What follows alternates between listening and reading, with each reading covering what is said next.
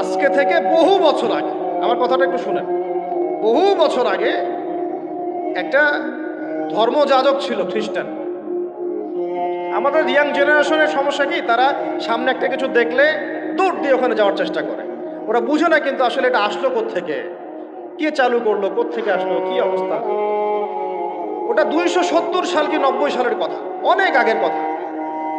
ওখানে একটা সেন্ট বলে এরা, যে সেন্ট মার্টিন আপনারা বলেন, এটাও একটা ধর্মযাজকের নামেই। আপনারা তো অনেকে জানেনও না যে সেন্ট মার্টিন দিবসও আছে। সেন্ট মার্টিনও কিন্তু দিবস আছে, প্রত্যেক ধর্মযাজকের নামে পশ্চিমারা দিবস তৈরি করছে আর কি। সেন্ট মার্টিন দিবস কবে জানেন আপনারা? 11 নভেম্বর। কত তারিখ? 11 নভেম্বর। তা ওটা আবার পালন করতে যায় না। বললাম যে বলতে চাই না, তা বলে ফেললাম। প্রত্যেক সেইন্টের নামে ওরা এরকম করে একটা দিবস বানায়, ওদেরকে স্মরণীয় করে রাখার জন্য। কথা বুঝতে পারছেন? আমরা কি কখন আবু বকর দিবস বানিয়েছি? ওমর দিবস বানিয়েছে? ইসলামে বদর দিবস বলে কিছু আছে, উহুদ দিবস আছে, মক্কা বিজয়ের দিনও কি আমরা বিজয় দিবস পালন করি?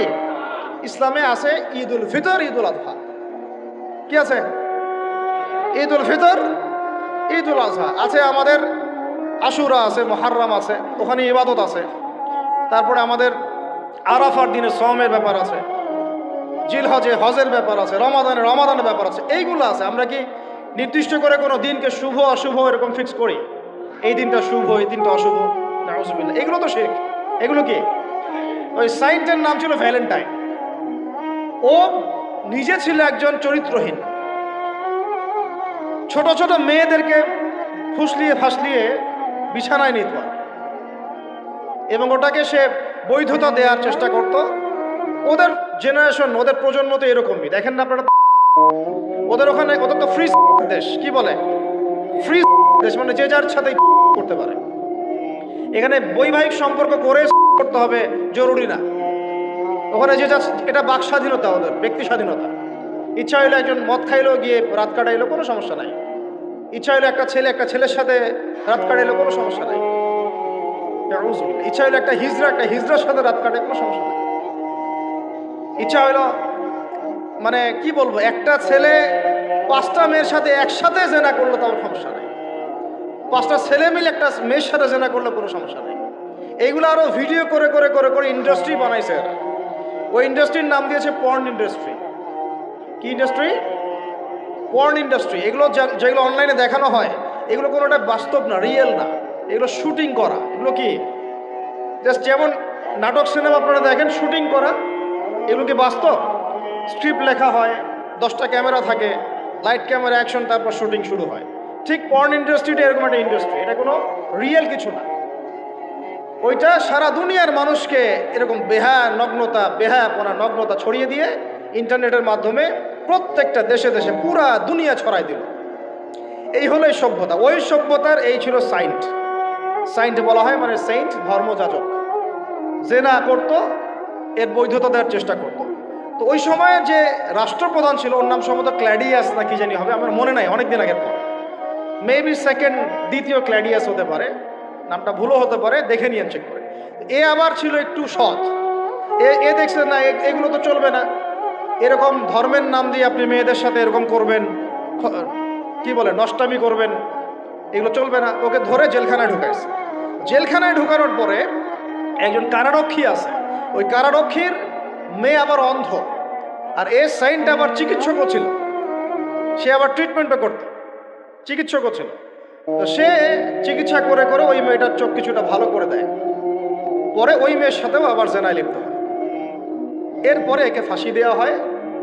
এরও প্রায় 200 বছর পরে, 400 মনে হয় 90 সাল কি 93 সালের দিকে এসে ওই পরের জেনারেশনের কোন এক রাজা, ওর নামও ভুলে গেছে, এগুলো মনে রাখতেও চাই না, আসলে মনে রাখার বিষয় না।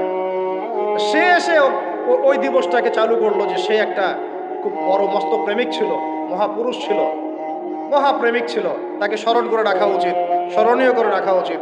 ওই সময় থেকে যে 14 ফেব্রুয়ারি ভ্যালেন্টাইন্স ডে চালু হয়েছে।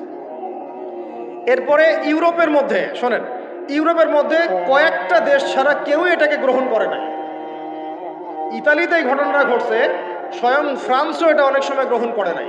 ফ্রান্সে 1779 সালের দিকে 1779 সালের দিকে ফ্রান্স সরকার এটাকে নিষিদ্ধ করছিল, ওরাই মানে নাই, অস্ট্রিয়া হাঙ্গেরি মানে নাই, জার্মানি মানে নাই।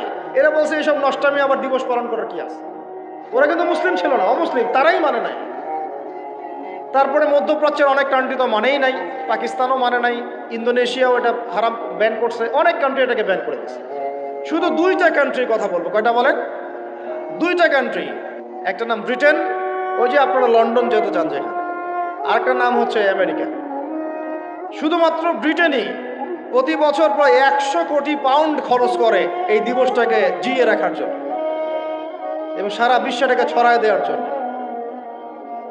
আর কত শুনবেন, এগুলো বলতে থাকলে এগুলো নিয়েই রাত পার করা যায়। মূল কথাটা হচ্ছে এটা থাকে, কিন্তু সভ্যতার অনেক বড় বড় রাষ্ট্র এটা গ্রহণ করে নাই, গ্রহণ করে নিয়েছে তোমরা যুবক ছেলেরা, যুবতী মেয়েরা গ্রহণ করলা, তোমরা যারা মুসলিম কান্ট্রির ছেলে মেয়েরা গ্রহণ করলা, তোমরা যারা আল্লাহ তোমাদেরকে মুসলিম পরিবারে জন্ম নেওয়ার তৌফিক দিয়েছিলেন। গ্রহণ করলো কারা? যারা উম্মতে মুহাম্মাদি বলে দাবি করে। চিন্তা করা যায়। আর বাংলাদেশে সুবহানাল্লাহ, বাংলাদেশে এটা কিন্তু ছিল না। 1993 সালের আগ পর্যন্ত এটা ছিল না। কত সাল বলেন? 1993 সালের আগ পর্যন্ত বাংলাদেশে এটা চালু হয় নাই। আপনারা হিস্ট্রি ঘাটেন, পড়েন যে কবে থেকে এটা শুরু হলো। 1993 সালে ওই সময় একটা পত্রিকা ছিল, সম্ভবত তার নাম জয় জয় দিন, নাম শুনছেন? ওর একটা সম্পাদক ছিল, তার নাম হচ্ছে শফিক রহমান। কি রহমান? অনলাইনে ঘাটেন, দেখেন পাবেন। এ লন্ডনে থাকতো, ওখানে পড়াশোনা করছে, ওখানকার কৃষ্টি কালচার শিখে এসে 1993 সালে প্রথম বাংলাদেশের মাটিতে এইভাবে ঢাকঢোল পিটায়ে এই বিশ্ব ভালোবাসা দিবস চালু করা হয়, যার মধ্য দিয়ে এই কাজগুলো এখন হচ্ছে। কত সালে? 1993। এই যে ইয়াং জেনারেশন কেউই জানে না, এগুলো ছুটতেছে, একটার পিছনে ছুটতেছে। আমাদের ইয়াংদের মূল প্রবলেম এটা, একটা সামনে কিছু দেখলেই দৌড় দেওয়া শুরু করো, আর দাঁড়াও রে ভাই, দেখো এটা কার, কোত্থেকে আসছে, এর সাথে আমাদের কোনো সম্পর্ক আছে কিনা, এটা আমাদের সংস্কৃতি কিনা, এটা করলে আল্লাহ আবার আমাকে ধরবে কিনা, রসুল আবার আমার উপর রাগ হবে কিনা কিয়ামতের মাঠে, আমার আমল নামে আবার গোনা জমাবে কিনা, এগুলো হিসাব আমি কেমন করে দিব, এই চিন্তা করতে হবে না? তুমি তো ভাই মুসলিম পরিবারের যুবক, মুসলিম পরিবারের যুবতী, তোমাদের দ্বারা তো এটা আশা করা যায় না। অন্যরা করে করুক, সেটা না হয় আলাদা বিষয়, আমরা ওগুলো দেখতেও চাই না কে কি করে। 1993-তে এটা বাংলাদেশে আসে, আবার বাংলাদেশে আবার ডাবল জাহেলিয়াত আসছে। কিরকম? যেটা আবার অন্য কান্ট্রিতে আসে না। বাংলাদেশে এই দিনে আবার আরো একটা দিবস একসাথে, ওটার নাম পহেলা ফাল্গুন। কি নাম বলেন? এই দুইটা মিলে এখন উদযাপন হবে কালকে থেকে। এই উদযাপন করতে আপনাদের সাগর পারে সব ভিড় জমায় ফেলছে, হোটেল সব বুকড, 3 গুণ 4 গুণ ভাড়া। মাশাআল্লাহ, আপনারাও তো যারা হোটেল মালিক আছেন এই সুযোগ লুফে নিচ্ছেন। হ্যাঁ, ব্যবসা বেশি হবে, তারপরে খাওয়া দাওয়ার হোটেলের প্রাইস বেশি হবে। শোনেন, একটা হারামকে কেন্দ্র করে যা কিছু অর্জন করবেন সব হারাম। একটা হারামকে কেন্দ্র করে যা কিছু অর্জন করবেন আপনি, সবই হারাম। বরং এখন আপনার বলা উচিত ছিল ইমানদার হলে, আমার হোটেল আজকে বন্ধ, আমি এই দিবস উপলক্ষে ভাড়া দিই না। সাগরের সামনে তারা এগুলো করতেছে, সাগরের এক একটা ঢেউ এটা সাক্ষী থাকতেছে। এই সাগরের এক একটা ঢেউ, যে ঢেউ আল্লাহর হুকুমে আসে, আল্লাহর হুকুমে চলে। আপনি ইমানদার মানুষ, আল্লাহর বান্দা, আল্লাহর মুমিন বান্দা, আপনার জন্য আল্লাহ সাগরের তলদেশে অসংখ্য নিয়ামত রিজিক দিয়ে দিয়েছেন, আমাদের জন্য দিয়েছেন, ওকে আমাদের অনুগত করে দিয়েছেন। দাঁড়ান আপনি তার সামনে, ও বিনয়ের সাথে আপনার পা ধুয়ে দিবে। সাগর বিনয়ের সাথে আপনার কি করবে? পা ধুয়ে দিবে। আর এই সাগরকে আল্লাহ যদি কোনোদিন বলেন এইখানে এরকম এই অশ্লীলতা হয়েছে, বেহায়াপনা হয়েছে, জেনা হয়েছে, ব্যভিচার হয়েছে, সমকামিতা হয়েছে, এই সাগর তুমি এই সমস্ত এলাকাবাসীকে ধ্বংস করো, কি করবেন সেদিন? ঠেকাতে পারবেন? আমি কারোকে সন্তুষ্ট করার জন্য কথা বলছি না, আর কারো অসন্তুষ্টির পরও আমি করছি না। যেটা হক সেটা আমাকে বলতে হবে, কারণ যদি আমি না বলি ওই গজব আসলে আমি সদ্য ধ্বংস হয়ে যাব। আল্লাহ পাক চাইলে এক দিনের মধ্যে এমন সুনামি দিতে পারেন, পুরা কক্সবাজার কেন বাংলাদেশ পানির তলে চলে যেতে পারে। এই জায়গাকে বেছে নিছে এই জেনা দিবস পালন করার জন্য। চিন্তা করেন কার ক্যারেক্টার, কার আদর্শ এটা ফলো করতেছে। আল্লাহ পাক কোরআনে বলেছেন, লাকাদ কানা লাকুম ফি রাসূলিল্লাহি উসওয়াতুন হাসানাহ, তোমাদের মধ্যে আল্লাহর নবী মুহাম্মদ সাল্লাল্লাহু আলাইহি ওয়াসাল্লামের মধ্যেই আছে সর্বোত্তম আদর্শ। আর এই দিবস পালনের মধ্য দিয়ে আপনারা ওই সেন্ট ভ্যালেন্টাইন্স ওর আদর্শ ফলো করতেছেন। নাউযুবিল্লাহ। হাদিসে নবীজি বলছেন, আল মারউ মা'a মান আহাব, যে যাকে ভালোবাসবে। অন্য হাদিসে আসছে যে যে কম যার সাদৃশ্য অনুসরণ করবে তার সাথেই তার হাসর হবে। তাহলে আপনারা তার সাথে হাসরের প্রিপারেশন নিতে থাকেন। কার সাথে হাসর করতে চান চিন্তা করা যায়। আনাস রাদিয়াল্লাহু আনহু বলতেন যে আমি আল্লাহর নবীকে ভালোবাসি, আমি আবু বকরকে ভালোবাসি, আমি ওমরকে ভালোবাসি রাদিয়াল্লাহু আনহুম আজমাইন। যদিও আমার আমল তাদের মতো নয়, তারপরে আমি আশা করি এই ভালোবাসার খাতিরে আল্লাহ তাদের সাথে আমাকে হাসর করাবে। চিন্তা করা যায়। আজকে একটা হাদিস পড়ছিলাম যে কিয়ামতের মাঠে শহীদরা পর্যন্ত ঈর্ষান্বিত হবে, নবীরা ঈর্ষান্বিত হবে একদল মানুষকে দেখে, যে আল্লাহ পাক তাদেরকে নূর দিবেন, চেহারা আলোকিত হয়ে থাকবে। তারা শহীদও হয় নাই, তারা নবীও ছিল না, বরং তারা তাদেরকে দেখে ঈর্ষান্বিত হবে। আল্লাহ পাক বলবেন, এরা আমার সেই সব বান্দা যারা একে অপরকে মহব্বত করতো শুধু আমার সন্তুষ্টির জন্য। আর আমরা জেনাকে মহব্বত নাম দিয়েছি। এখন আমি এই জায়গাটা থেকে একটু ভিতরে যাই। দেখেন 1993 সালে এটা চালু হওয়ার পর থেকে কি হলো, আসলে হলোটা কি দেখেন। হলো মানে কি, একটু মনোযোগ দাও আমার দিকে তোমরা ইয়াংরা। যখন এটা লাইসেন্স পেয়ে গেল, পৃষ্ঠপোষকতা পাচ্ছে, তখন আসলে হচ্ছেটা কি। একটা জিনিস লাইসেন্স ছিল না, পৃষ্ঠপোষকতা ছিল না, মানুষ অল্প কিছু মানুষ করতো, সেটা আলাদা বিষয়। আর যখন একটা বিষয় মানে আপনি ঢাকঢোল পিটায় উদযাপন করতেছেন, তখন এটা একটা কি পেয়ে যায়, একটা আনুষ্ঠানিকতা পেয়ে যায়, একটা লিগালাইজড হয়ে যায় জিনিসটা। মনে হয় যে ওটাই মনে হয় করণীয়, ওটা যারা করছে না ওরাই মনে হয় ব্যাকডেটেড, এমন হয়ে যায় বিষয়টা। হলো কি তারপরে হলো ছেলে মেয়েদের ফ্রি একটা মিক্সিং শুরু হয়ে গেল। ছেলে মেয়ে মানে আল্লাহ পাক যে বলেছেন যে তোমরা দৃষ্টি নিচু করো, এটা যে কোরআনে আছে যে একটা গায়রে মাহরামের দিকে চোখ পড়লে যদি খারাপ চিন্তা চলে আসে চোখটা কি করো, নিচু করো, ছেলে হোক মেয়ে হোক। এই আয়াত কোরআনেই পড়ে থাকলো। চোখ নিচু করো তো দূরের কথা, চোখে চোখ রেখে এখন কিস করতেছে মনে করেন বিষয়টা, তাই না? কথা কি বুঝতে পারেন? আল্লাহ পাক কোরআনে বলছেন, আমি শর্ট করে বলতেছি যেটা আপনাদের টাইমটাও মানে একটা ফ্যাক্ট, আপনারা বাসায় গিয়ে পড়ে দেখবেন। আল্লাহ পাক কোরআনে বলেছেন, ওয়ালা তাকরাবা হাযিহিশ শাজারা। একটু বোঝার চেষ্টা করেন। এই কথাটা আল্লাহ পাক বলেছেন আমাদের পিতা এবং মাতাকে, আদম আলাইহিস সালাম এবং হাওয়া আলাইহিস সালামকে। দেখো তোমরা জান্নাতের সব জায়গায় ঘোরো, খাও, কোনো সমস্যা নাই। ওয়ালা তাকরাবা হাযিহিশ শাজারা, এই গাছে উঠবা না, কথাটা এমন না। এই গাছের পাতা ধরবা না, কথাটা এমন না। এই গাছের ফল টান দিও না, কথাটা এমন না। এই গাছের ছায়ায় বসিও না, কথাটা এমন না। আল্লাহ পাক বলছেন ওয়ালা তাকরাবা, এই গাছের কাছেও, আরো জোরে বলেন, এই গাছের কাছেও যেও না। ফল খাওয়া তো দূরের কথা, গাছে উঠা তো দূরের কথা, গাছের নিচে বসা তো দূরের কথা, কাছেও সেম কথা আল্লাহ পাক সূরা বনী ইসরাঈলের মধ্যে বলছেন, ওয়ালা তাকরাবুজ জিনা, তোমরা জেনার কাছেও। বলা হয় নাই যে তুমি দেখা সাক্ষাৎ করো না, ভ্যালেন্টাইন্স ডে পালন করো না তথাকথিত, তুমি ওর হাত ধরো না, তুমি ওর দিকে খারাপ নজরে তাকিও না, তুমি সব করো কিন্তু মানে বিশেষ কাজটা করো না, তার সাথে অন্তরঙ্গ মিলিত হয়েও না, এগুলো বলা হয়নি। কি বলা হচ্ছে? ওর কাছেও। আর আমরা এখন কাছে যেও না আল্লাহ কোরআনে বলেছেন, আর সমাজ বলতেছে এটাই হলো কাছে আসার গল্প। এটা কি কাছে আসার? তাহলে কোরআন একদিকে যাচ্ছে, সুন্নাহ একদিকে যাচ্ছে, আপনার ইসলাম একদিকে যাচ্ছে, আল্লাহ একদিকে, রাসূল একদিকে, সমাজ। তাহলে নিঃসন্দেহে এই সমাজের উপর আল্লাহর বরকত নাজিল হবে, আল্লাহর রহমত আসবে। এটা বোঝার চেষ্টা করেন। এরপরে কি হলো? 93 পর থেকে ফ্রি মিক্সিং বেড়ে গেল।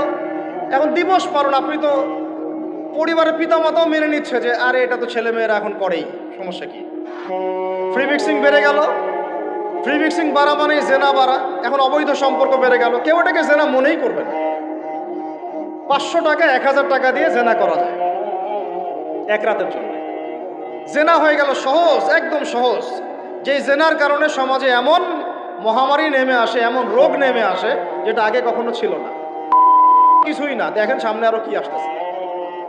ওটা তো কিছুই ছিল না, শুধুমাত্র জেনার কারণে, বেহায়াপনার কারণে, সমকামিতার কারণে এবং অশ্লীলতার কারণে আল্লাহ পাকের পক্ষ থেকে এমন এমন রোগ ব্যাধি আসে, বালা মুসিবত আসে, যা আগে কখনো পৃথিবীতে আসে নাই। তা আমাদের সবার প্রস্তুতি গ্রহণ করা উচিত। ভ্যাকসিন বানাইতে থাকেন এখন থেকে। প্রস্তুতি মানে কি? প্রস্তুতি মানে ভ্যাকসিন। প্রস্তুতি মানে এটা নিবে না যে এগুলো থেকে আমরা দূরে থাকি, তওবা করে ফিরে আসি, এটা ওদের কাছে প্রস্তুতি না। প্রস্তুতি মানে গজব আসুক, দেখা যাবে, ভ্যাকসিন নিব, তখন দেখা যাবে সমুদ্রের ঢেউ আসুক, আশ্রয় কেন্দ্র বানাবো, ওখানে গিয়ে থাকবো, দেখা যাবে সুনামি আসলে দেখা যাবে যে যে এলাকা উঁচু ওই এলাকায় সব মানুষকে গিয়ে রাখবো। আমাদের প্রস্তুতি এইটা না যে আমরা আল্লাহর হারাম থেকে ফিরে আসি, তওবা করি, আল্লাহ বরকত দিবে, রহমত দিবে, মাফ করে দিবে। এটা প্রস্তুতি না আমাদের। এটাই হচ্ছে আমাদের বুদ্ধির অবস্থা। এই বুদ্ধি নিয়ে আমরা দাবি করি আমরা বুদ্ধিজীবী, এই বুদ্ধি নিয়ে আমরা সমাজ চালাই, এই মাথা নিয়ে আমরা সমাজ চালাই। কে টিকতে পারছে? ফেরাউন টিকতে পারছে? নমরুদ টিকতে পারছে? কে টিকতে পারছে পৃথিবীতে? আদ জাতি, সামুদ জাতি, কওমে নূহ, কওমে শুআয়ব, কে টিকতে পারছে? এখনকার নব্য যারা ফেরাউন, নব্য নমরুদ, নব্য আবু জাহেল, এরাও টিকতে পারবে? কশিন কালো। দেখেন তারপরে ফ্রি মিক্সিং বেড়ে গেল, প্রেমিক প্রেমিকা কপত কপতি, যুগল যুগল বিনিময়, যুগলবন্দি হচ্ছে। তারপরে জেনা বেড়ে গেল, পরকীয়াও বেড়ে গেল। জেনাও বেড়ে গেল, পরকীয়াও বেড়ে গেল। অথচ কোরআন বলছে জেনা করলে কোরআনের শাস্তি হচ্ছে 100 বেত্রাঘাত দিতে হবে। কতটা? আর ওইটা আপনি দিবস পালন করতেছেন এখন। আল্লাহ বলছেন এটা করলে 100 বেত্রাঘাত, আর 1 বছরের জন্য ওই এলাকা থেকে নির্বাসন। এটা কোরআন বলছে, সূরা নূরের আয়াত 2 নম্বর 3 নম্বর আয়াত। এটা বলছে কোরআন, কথা বলছে এটা। আর সমাজ বলতেছে আসো আসো, কাছে আসার গল্প, আরো জেনা করো। আল্লাহ বলছেন কাছেও যেও না, আমি বলছি এটাই কাছে আসার গল্প। এরপরে বাড়লো পরকীয়া, এর সাথে আরো বিভিন্ন সিরিয়াল, হিন্দি সিরিয়াল, এইটা স্টার জলসা, জি বাংলা দেখে দেখে আমাদের একদম মাথাটা খারাপ হয়ে গেল। বাসায় বউ, বাইরে আরো 3টা 4টা, বাসায় স্বামী, বাইরে 3টা 4টা। এই সমস্যাটা রেয়ার না, অনেক বেশি বেশি ঘরে ঘরে ঢুকছে এটা। এখন ছেলে ছেলের সাথে জেনা করতেছে, এখন ছেলে ছেলেও ভ্যালেন্টাইন্স পালন করবে কালকে। নাউজুবিল্লাহ, নাউজুবিল্লাহ। এটা কওমে লূত। এটা কোন কওম? কওমে লূত। আল্লাহ পাক ওই কওমকে এরকম করে মাটি থেকে উপরে উঠিয়ে পাথর নিক্ষেপ করে সবগুলোকে থেতলা করে মাটিতে দাফন করে দিয়েছিলেন। এখনো আপনি গুগল সার্চ করে দেখেন, জর্ডানের ডেড সি, মৃত সাগর, ওই জায়গাটা ছিল, কওমে সাদুম ওখানে থাকত। নিদর্শন সামনে পড়ে আছে। আর আমাদের নবীজি বলছেন তোমরা যদি সমকামী কাউকে পাও, আল্লাযী আমিলা আমালা কওমি লূত, যে কওমে লূতের আচরণ করেছে, ফাকতুলুল ফাইলা ওয়াল মাফউলা বিহি, তাহলে যে করেছে ওকে এবং যার সাথে করা হয়েছে দুইটাকে হত্যা করবে। কে বলেছেন? আপনার নবী। জি, যিনি সমাজ চালান তার নবী, যার হাতে সব অথরিটি আছে, আপনার নবী কথা বলেছেন। আপনি আপনার নবীর সামনে হাউজে কাউসারে কিভাবে দাঁড়াবেন এই ফিকির আপনি গ্রহণ করেন। আরো বলেছেন তিনি, উরজুমুনা আলা ওয়াল আসফালা মিনহুমা উরজুমুহুমা জামিআ, তোমরা সমকামী কাউকে পাইলে উপরে আছে যে আর নিচে যে আছে দুইটাকে এক রজম করে থেতলা করে হত্যা করো। এটা কি ব্যক্তির জন্য এই দায়িত্বটা বর্তায় না এটা উপরের লেভেলের দায়িত্ব? এই হলো আল্লাহর বিধান, রাসূলের বিধান, আর এই হলো সমাজ, এই হলো আমাদের অবস্থা। এরপরে আমরা দাবি করতেছি আমরা মুসলমান, আমরা মানে মরার সাথে সাথেই জান্নাতে চলে যাবো। চিন্তা করা যায়? আমরা দাবি করতেছি আমরা মুহাম্মদ সাল্লাল্লাহু আলাইহি ওয়াসাল্লামের উম্মত, আমরা তার হাতে হাউজে কাউসারও চাই, তার সুপারিশও মানে প্রত্যাশা করি, আর পুরো জীবনটা উপর থেকে নিচ পর্যন্ত তার বিরুদ্ধাচরণ করে চালাচ্ছে। এটা আমাদের দেশে 1993 থেকে শুরু হয়।